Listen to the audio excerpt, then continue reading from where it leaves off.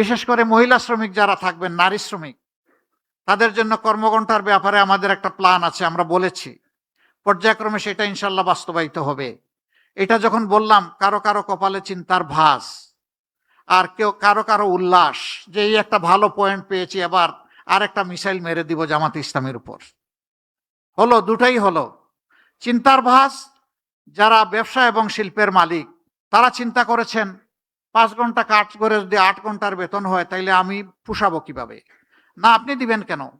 তিনি যে কয় ঘন্টা এখানে শ্রম দিবেন সেই কয়েক ঘন্টার আপনি দিবেন, বাকিটা সরকারের দায়, সরকারকে দিতে হবে। মায়েরা সমাজ গড়ে দিবেন আর মায়েদেরকে এটুকু সম্মান আমরা দেখাবো না? এটা হতে পারে না। দুনিয়ার বহু দেশে এটা আছে।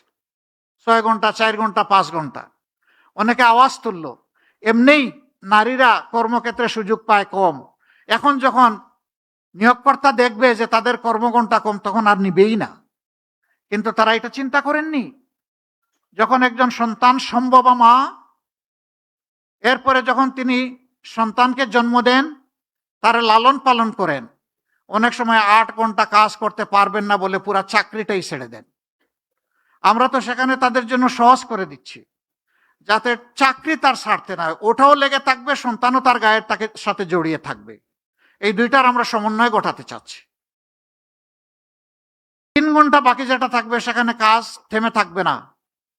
দুনিয়ার বহু দেশে আছে, পাবলিক অ্যান্ড প্রাইভেট, পিপিপি, সব জায়গায় পার্ট টাইম ওয়ার্কার নিয়োগ দেওয়া যায়। সেখানে মালিকরা দিবেন, আরো বেশি জব ক্রিয়েট হবে। কোনো মা এমন থাকতে পারেন যে তিনি 5 ঘন্টা পারবেন না, 3 ঘন্টা করবেন, তিনি ওই জায়গাটা ফিল আপ করবেন। এইভাবে যদি আমরা চিন্তা করি তাহলে তাদের কর্মের পরিবেশটা সহজ হয়। শুধু তাই নয়, এখানে শ্রমঘন এলাকায় নারীদের জন্য অবশ্যই তাদের বাচ্চাদের, বেবিদের ডে কেয়ার সেন্টার থাকতে হবে। তবে হ্যাঁ, পর্যাপ্ত পরিমাণ নারীরা যেখানে কাজ করবেন সেখানেই কেবল এটা মেনটেন করা সম্ভব। সেইটা যৌক্তিকতার ভিত্তিতে হবে।